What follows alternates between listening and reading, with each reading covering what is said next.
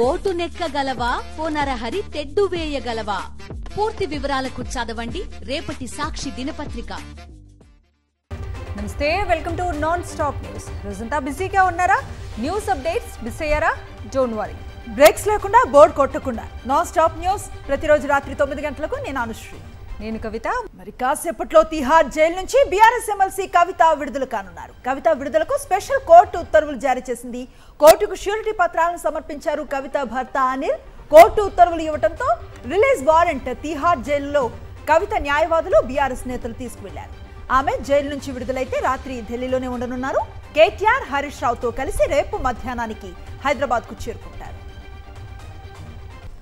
మరి కాసేపట్లో తిహార్ జైలు నుంచి బీఆర్ఎస్ ఎమ్మెల్సీ కవిత విడుదల కానున్నారు. కవిత విడుదలకు స్పెషల్ కోర్టు ఉత్తర్వులు జారీ చేసింది. కోర్టుకు షూరిటీ పత్రాలు సమర్పించారు కవిత భర్త అనిల్.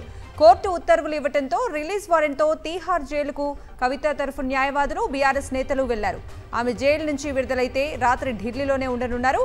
కేటీఆర్, హరీష్ రావుతో కలిసి రేపు మధ్యాహ్నానికి హైదరాబాద్ చేరుకుంటారు ఎమ్మెల్సీ కవిత.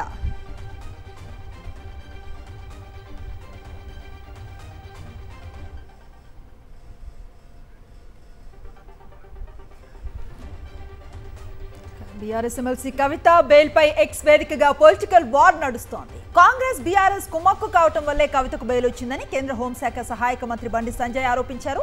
దానికి కౌంటర్ ఇచ్చారు బీఆర్ఎస్ వర్కింగ్ ప్రెసిడెంట్ కేటీఆర్. న్యాయస్థానం తీర్పుపై అభ్యంతరం వ్యక్తం చేసిన బండి సంజయ్పై చర్యలు తీసుకోవాలని సుప్రీంకోర్టును కోరారాయన.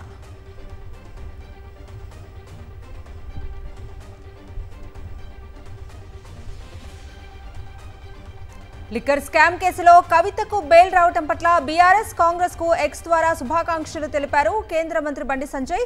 అటు కవితకు బెయిల్, ఇటు కాంగ్రెస్ వ్యక్తికి రాజ్యసభ సీటు ఒక్కసారే వచ్చాయని పేర్కొన్నారు. బెయిల్ కోసం వాదనలు వినిపించిన వ్యక్తిని రాజ్యసభకు ఏకగ్రీవంగా నామినేట్ చేయడంలో కేటీఆర్ రాజకీయ చతురత చూపించారని విమర్శించారు. వైన్ అండ్ డైన్ నేరగాళ్లకు అభినందనలంటూ ట్వీట్ చేశారు బండి సంజయ్.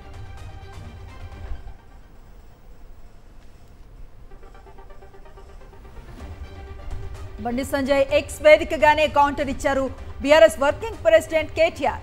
కేంద్ర హోంశాఖ సహాయక మంత్రిగా ఉన్న వ్యక్తే సుప్రీంకోర్టు తీర్పుపై అభ్యంతరాన్ని వ్యక్తం చేస్తారా అని ప్రశ్నించారు. ఈ వ్యాఖ్యలను కోర్టు ధిక్కరణగా భావించి చర్యలు తీసుకోవాలని సుప్రీంకోర్టు సీజేఐని ఎక్స్ ద్వారా కోరారు కేటీఆర్.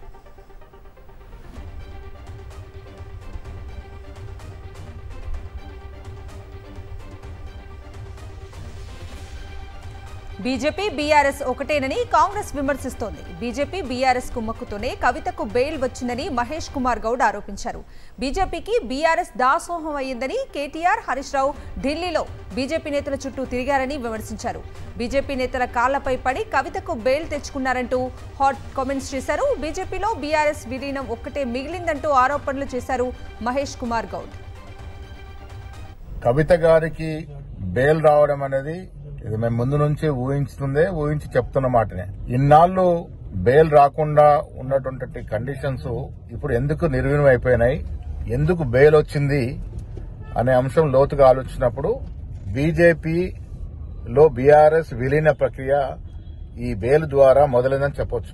మేము ముందు నుంచి చెప్తా ఉన్నాం, గత 10 ఏళ్లుగా బీజేపీ, బీఆర్ఎస్ పార్టీ చీకటి ఒప్పందంలో ఉన్నారు. అన్ని కూడా కూడబలుపుకొని వారు కార్యక్రమాలు చేసినారు. ఇది బాహటంగా వాళ్ళు ఇప్పుడు ఒకటై ముందుకు వెళ్లాలని నిర్ణయించుకున్న దరిమిలానే ఈ బెయిల్ వచ్చింది.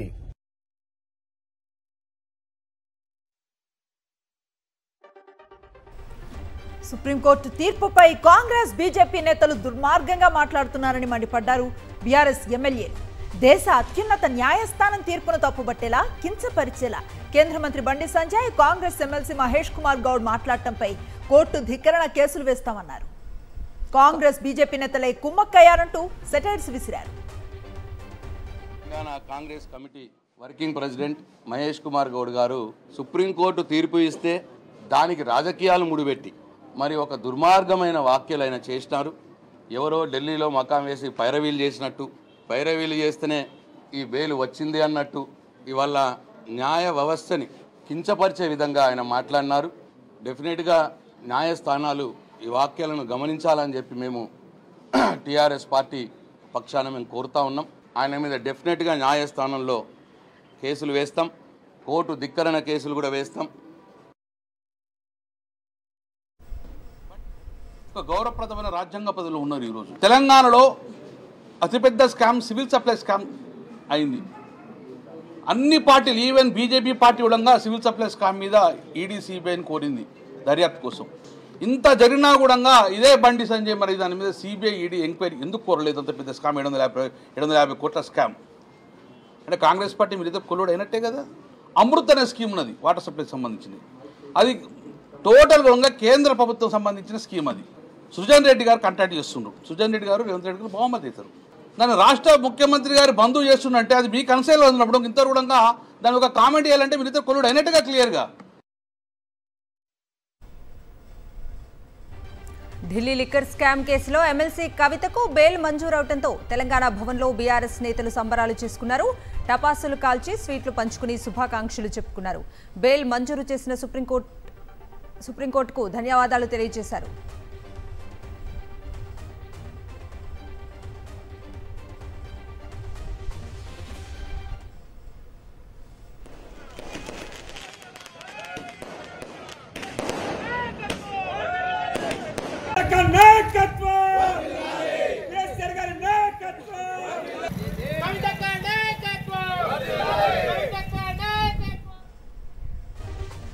జన్వాడ ఫామ్ హౌస్ ను ఇరిగేషన్ అధికారులు పరిశీలించారు. చట్ట విరుద్ధంగా ఫామ్ హౌస్ నిర్మాణం ఉందన్న ఆరోపణలు రావడంతో సర్వే చేశారు. ఫామ్ హౌస్ కొలతలు తీసుకున్నారు ఇరిగేషన్ అధికారులు. ఇదిలా ఉంటే ఇప్పటికే ఫామ్ హౌస్ ను కూల్చొద్దంటూ హైకోర్టును ఆశ్రయించారు బద్వేల్ ప్రదీప్ రెడ్డి. దీంతో చట్ట ప్రకారం వ్యవహరించాలని హైకోర్టు ఆదేశించింది. అయితే ఇప్పుడు ఇరిగేషన్ అధికారులు కొలతలు తీసుకోవడంతో పరిణామాలు ఆసక్తికరంగా మారాయి. జన్వాడ ఫామ్ హౌస్ లీజ్ కు తీసుకున్నారని కేటీఆర్ ఇప్పటికే క్లారిటీ ఇచ్చారు. అయితే అది కేటీఆర్ సొంత ఆస్తేనని కాంగ్రెస్ ఆరోపిస్తోంది. దీంతో ఇప్పుడు Janwada farm house issue political సర్కిల్లో హాట్ టాపిక్ గా మారింది. ఇప్పుడు ఇరిగేషన్ అధికారులు సర్వే చేయడంతో ఫామ్ హౌస్ ను కూల్చేస్తారా అనే అనుమానాలు వ్యక్తమవుతున్నాయి.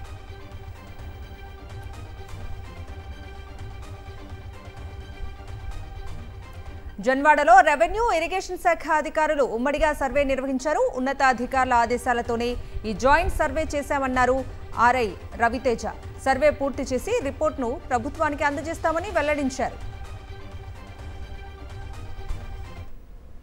అలా సర్వే గురించి వచ్చినాము. ఇది డేటా మాత్రం తీసుకుంటున్నాం ప్రస్తుతము.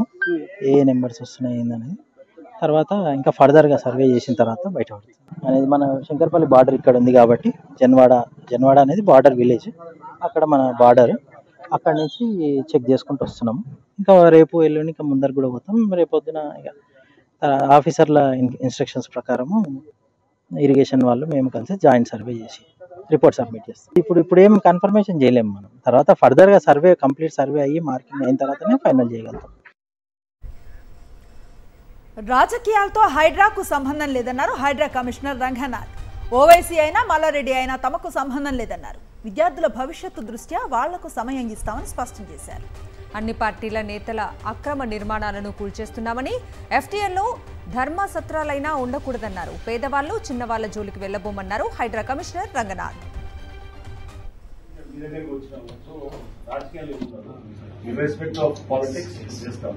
చేసినప్పుడు అక్కడ ఇష్యూ రైట్ రాగా చూస్తాం. ఖచ్చితంగా రేపు అది ఎవరైనా ఓఎస్సీ అయినా రేపు ఇంకెవరైనా ఎవరు మల్లారెడ్డి అయినా ఎవరైనా మేము చూసేది అక్కడ చూడం పిల్లల భవిష్యత్తు చూస్తాం.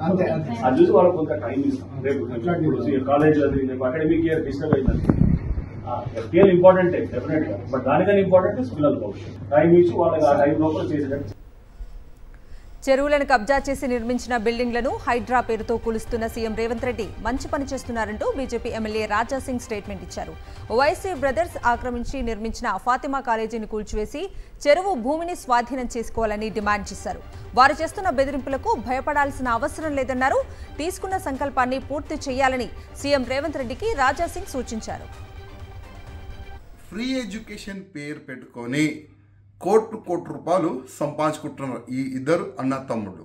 అక్బరుద్దీన్ వేసి ఒక వార్నింగ్ ఇస్తుండు ముఖ్యమంత్రి గారు. ఏమని? ఒకవేళ ఆ కాలేజ్ని డిమాలిష్ చేస్తే 40,000 మంది మా దగ్గర యువకులు ఉన్నారు అని ఒక వార్నింగ్ ఇస్తున్నారు.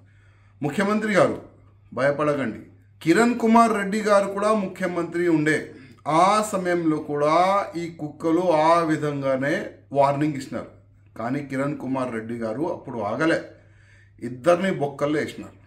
ఎంఐఎంఓలు చెరువులైన కబ్జా చేసుకున్నారు. ఎట్టి పరిస్థితుల్లో దానికి డిమాలిష్ చేయాలని భారతీయ జనతా పార్టీ తరఫు నుంచి మేము కోరుతున్నాము. Smart, proactive, efficient and effective డెలివరీపై సీఎం రేవంత్ రెడ్డి సమీక్షా సమావేశం నిర్వహించారు. ఈ సందర్భంగా ఉస్మానియా హాస్పిటల్ను గోషామహల్కు తరలించాలని నిర్ణయించారు. ఈ మేరకు భూ బదలాయింపు ప్రక్రియను వేగంగా పూర్తి చేయాలని అధికారులను సీఎం రేవంత్ ఆదేశించారు. ఆసుపత్రి నిర్మాణానికి సంబంధించి ఆర్కిటెక్ట్ డిజైన్లను రూపొందించాలన్నారు. వచ్చే 50 ఏళ్లను దృష్టిలో ఉంచుకుని ఆసుపత్రి నిర్మాణం ఉండేలా ప్రణాళికలు సిద్ధం చేయాలని సూచించారు.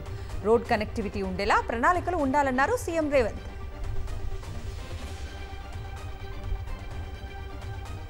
ఖమ్మం కలెక్టరేట్ వద్ద వ్యవసాయ శాఖ మంత్రి తుమ్మల నాగేశ్వరరావును రైతులు అడ్డుకున్నారు. షరతులు లేకుండా రుణమాఫీ చేయాలని డిమాండ్ చేస్తూ సిపిఎం, సిపిఐ నేతలు ఆందోళన చేపట్టారు. అదే సమయంలో మంత్రి తుమ్మల కలెక్టరేట్కు రావడంతో రైతులు అడ్డగించారు. దీంతో అక్కడ కొంతసేపు ఉద్రిక్తత చోటు చేసుకుంది. వెంటనే మంత్రి రైతులతో ధర్నాలో పాల్గొని అనంతరం ప్రసంగించారు. రాహుల్ గాంధీ ఇచ్చిన రైతు డిక్లరేషన్ ప్రకారం ఖచ్చితంగా రుణమాఫీ చేసి తీరుతామని స్పష్టం చేశారు. ఏ రైతుకు అన్యాయం జరగకుండా ప్రభుత్వం చర్యలు తీసుకుంటుందన్నారు. త్వరలోనే వ్యవసాయ అధికారులు ఇంటింటి సర్వే నిర్వహిస్తారని మంత్రి వెల్లడించారు. ఖమ్మం లింగయ్య నగర్లో ఉద్రిక్తత పరిస్థితి నెలకొంది. జేసీబీలతో గుడిసెలు తొలగించేందుకు వెళ్లిన ప్రైవేటు వ్యక్తులతో భూ నిర్వాసితులు వాగ్వివాదానికి దిగారు. 5 ఏళ్లుగా ఇక్కడే ఉంటున్నామని ఆందోళన చేపట్టారు. దీంతో పరిస్థితి ఉద్రిక్తకరంగా మారింది.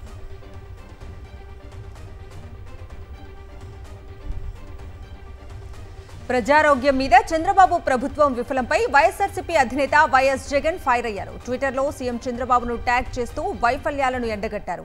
ప్రజారోగ్య రంగానికి బాబు సర్కారు ఉరితాడు బిగిస్తోందని, సామాన్యులకు నాణ్యమైన వైద్యం అందించడం లేదన్నారు వైఎస్ జగన్. స్పెషలిస్ట్ వైద్యులు సహా సిబ్బంది నియామకాల్ని ఆపటంతో జీరో వేకెన్సీ పాలసీకి గండి కొడుతున్నారన్నారు. బిల్లులు చెల్లించకుండా ఆరోగ్యశ్రీని నీరుగారుస్తున్నారని మండిపడ్డారు. ప్రజలు తమ ఆరోగ్యాన్ని కాపాడుకోవడం కోసం ఆస్తులు అమ్ముకునే పరిస్థితిని తీసుకొస్తున్నారని దుయ్యబట్టారు వైఎస్ జగన్.